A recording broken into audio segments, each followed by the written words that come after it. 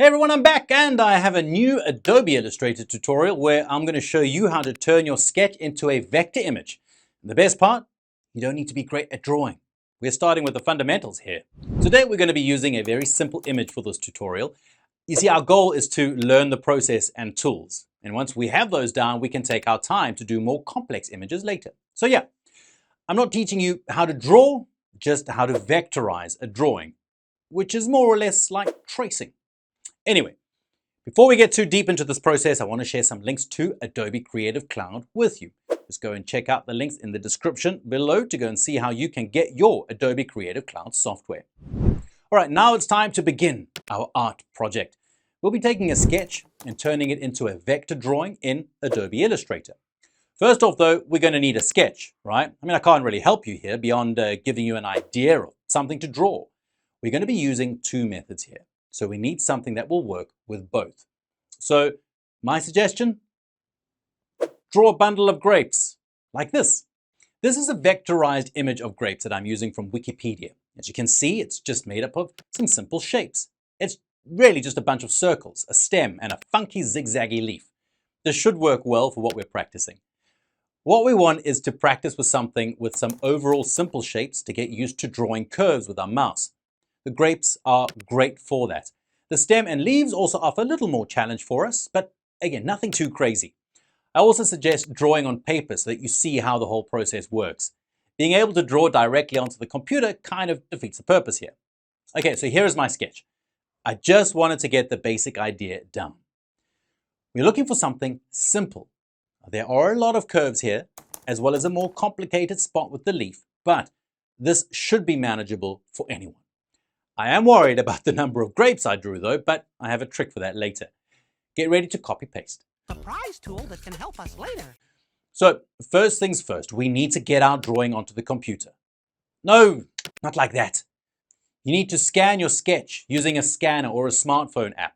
Save the scanned image as a JPEG or PNG.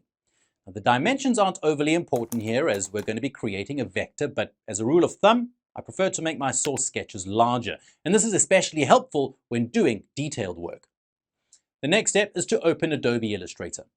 Launch Adobe Illustrator and create a new document. You can set the size and orientation of your document based on your preferences and the size of your sketch. Remember that you want to go large enough to get some details in. This will be a vector, so the end result can be scaled much larger than the initial drawing. Next, you need to import your sketch into Illustrator. So in Illustrator, go to File, Place, and select the Scan Sketch file. The sketch will appear on your mouse cursor. So simply stamp the canvas where you want the image to go. You can then resize the sketch as needed. For example, I work a little bigger because making larger shapes is easier than drawing a bunch of tiny ones. Get it? Bunch. But seriously, my wrist, it hurts all the time. So once you have your sketch where you want it, lock the sketch layer. And this will keep the sketch in place while you work on top of it. I would also change the opacity of the sketch, meaning to make it semi-transparent. Once you have that sketch locked in, double-click the layer on the Layers palette. This opens up the layer options. From there, look for the checkbox that reads Dim Images to and enable it. Set the percentage to 40 or 50%. Whatever you feel is most comfortable. Look, I'm not your parent. Live dangerously at 90%. See if I care. No, wait, I do care, I promise. Seriously, just go for at least 50% opacity if you can. The sketch will still be clear, but you'll find it easier to discern the work that you'll be doing from the sketch. Now you got a choice. Imagine you have three doors. One is the pen tool, the other is the brush tool, and the third is the pencil tool. Which door do you choose? Look, I'm fortunate enough to have a tablet, so I prefer to use the paintbrush tool as it allows me to draw and play with line weight as I work. But then again, if you have a tablet, why bother sketching on paper and digitalizing when you can just draw the grapes in Illustrator? And that's why we'll turn our attention to the pen tool. We're going to be using this as a learning opportunity here, so take note. Now the pen tool initially seems cumbersome and overly complicated. Even years later, it still feels a little bit like that to me, but don't worry. It gets more intuitive over time, so it is best to get your practice in now. There is also a cool version of the tool called the Curvature Tool that makes this process so much easier. With this tool, you don't need to manually adjust your curves based on the points you make with the pen tool. Illustrator makes those curves for you. And just look for this icon in your tools. It is your new best friend. It's like a pen tool that doesn't make you want to cry. So that means that our next step is to trace over the sketch. Use the pen tool or curvature tool to trace over the lines of the sketch, following the contours and shapes as closely as possible. With the curvature tool, you'll find that the more points you make, the easier it is to adjust the curve. Just trace around your grape with 4 or 5 clicks, and then try again with 9 or 10 to see the difference. For example, this is with 4 or 5, which should be enough. At 9 or 10, well, yes, I can have more control.